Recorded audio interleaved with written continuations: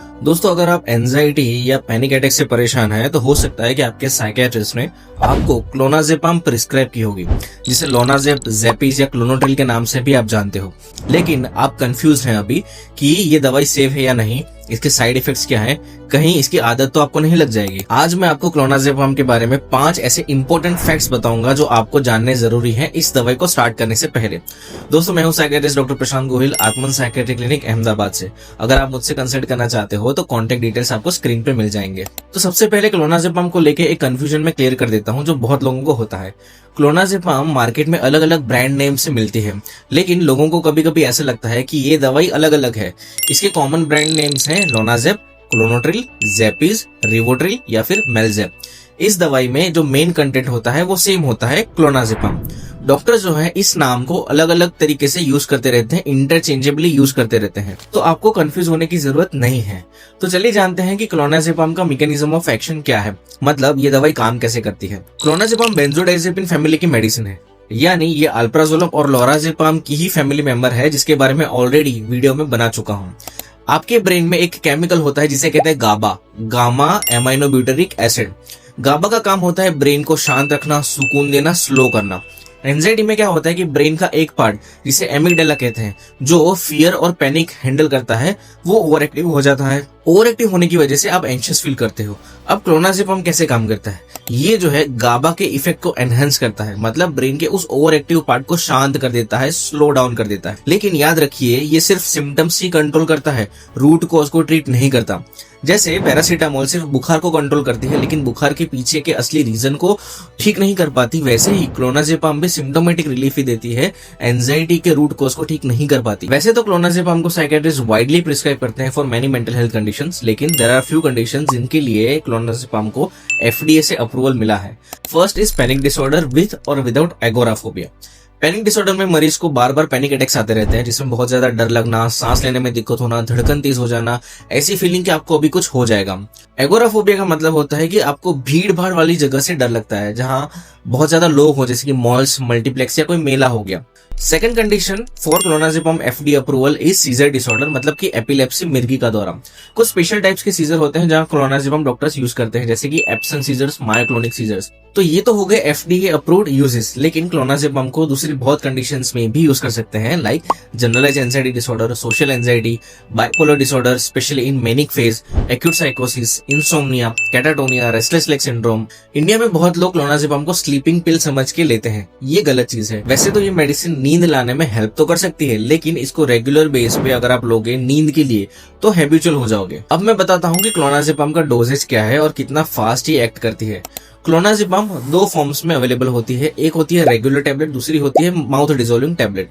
Regular tablet को पानी के साथ लेना होता है, माउथ डिसॉल्विंग टेबलेट को जीभ के नीचे रखना होता है, जीभ के नीचे मेल्ट हो जाती है। पैनिक डिसऑर्डर के लिए क्लोनाजेपाम का स्टार्टिंग डोज है 0.25 मिलीग्राम या 0.5 मिलीग्राम डेली। ग्रेजुअल डोजेस को बढ़ाना पड़ता है, 1 to 2 मिलीग्राम तक आप जा सकते हैं एज पर योर रिस्पॉन्स। इसको या तो सिंगल डोज में आप ले सकते हो या फिर डिवाइडेड डोज में भी ले सकते हो। It's better to take it at night time because इससे नींद आती है।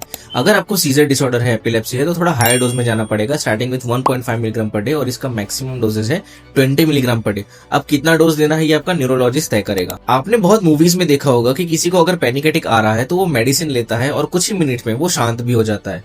तो अब जानते हैं कि पैनिक अटैक अगर आ रहा है तो मेडिसिन कितनी देर में आपको रिलीफ देगी। तो क्लोनाजेपाम का ऑनसेट ऑफ एक्शन होता है 15 से लेकर 30 मिनट। पीक इफेक्ट आते आते इसको टाइम लग जाता है 1 से 4 घंटे। क्लोनाजेपाम की हाफ लाइफ है 30 to 40 आवर्स, मतलब ये बॉडी में लंबे टाइम तक टिकी रहती है।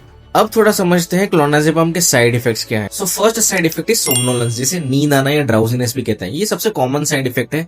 लेथार्जिक फील करना, लेजी फील करना, उबासी आना, ये कॉमन होता है, इसीलिए हम सजेस्ट करते हैं कि क्लोनाजेपाम लेने के बाद ड्राइव ना करें या फिर हैवी मशीनरी ऑपरेट ना करें। Second is depression. क्लोनाजेपाम लेने से आपको मूड स्विंग्स हो सकते हैं, आपका मूड डाउन भी हो सकता है। कोऑर्डिनेशन प्रॉब्लम, जिसे एटेक्सिया कहते हैं, इससे कभी कभी होता है कि बैलेंस बिगड़ जाता है, चलने में दिक्कत, स्पेशली एल्डरली पेशेंट में ये एटेक्सिक गेट देखा जा सकता है। Fourth is abnormal coordination. इसमें ग्रॉस मोटर और फाइन मोटर स्किल्स में दिक्कतें आने लगती है, हाथ पांव ठीक से काम नहीं करते। फिफ्थ इज डिजीनेस, मतलब चक्कर आना। Then memory problems. Short term memory mostly clonazepam से अफेक्ट होती है। क्लोनाजेपाम का बिगेस्ट रिस्क है डिपेंडेंस। अगर क्लोनाज़ेपाम को लंबे टाइम तक लिया जाए और वो सिर्फ नींद के लिए ही लिया जाए तो इसकी आदत पड़ सकती है, और आदत में भी आपको 1 या 2 मेडिसिन नहीं लेकिन ज्यादा डोज लेना पड़ सकता है। अगर आप 0.5 मिलीग्राम से स्टार्ट करो तो डोज बढ़ाकर 1 मिलीग्राम या 2 मिलीग्राम या 4 मिलीग्राम तक भी जा सकते हो। जब बॉडी को इसकी आदत पड़ने लगती है तो बॉडी को ज्यादा डोज चाहिए होता है। अगर एक दिन भी दवाई मिस हो जाए तो एंजाइटी बढ़ सकती है, जिसे रिबाउंड एंजाइटी कहते हैं। घबराहट हो सकती है, बेचैनी हो सकती है, इरिटेबिलिटी हो सकती है, शरीर कांपने लगता है, पसीना आ सकता है, जी मिचलाता है। स्टडीज कहती है कि क्लोनाज़ेपाम को 9 हफ्ते से ज्यादा यूज नहीं करना चाहिए। अब समझते हैं कि क्लोनाज़ेपाम को बंद कैसे करें। So the basic thumb rule is never stop it immediately, because suddenly बंद करने से विड्रॉल सिम्टम्स आ सकते हैं। विड्रॉल सिम्टम्स में क्या क्या होता है? Diarrhoea, muscle cramps, muscle twitching, decrease appetite, blurring of vision, clouding of consciousness. ये सारे विड्रॉल सिम्टम्स ना हो इसीलिए टेपर करना बहुत जरूरी हो जाता है। टेपर करने के लिए एसेस करिए कि आप कितने दिन से मेडिसिन ले रहे हो, आपका करंट डोजेज क्या है, then start tapering slowly. Ideally 0.25 milligram taper start करना चाहिए एवरी वीक।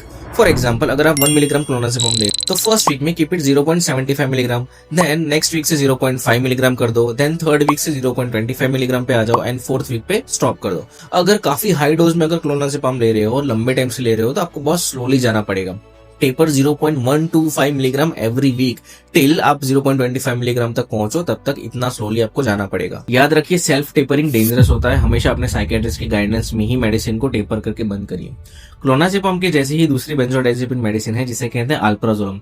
अल्प्राज़ोलम के बारे में जानने के लिए अब इस वीडियो पे क्लिक करिए। जाते जाते इस वीडियो को लाइक, शेयर और सब्सक्राइब करना मत भूलिए। हम मिलते हैं अगले वीडियो में, तब तक के लिए take care of your mental health.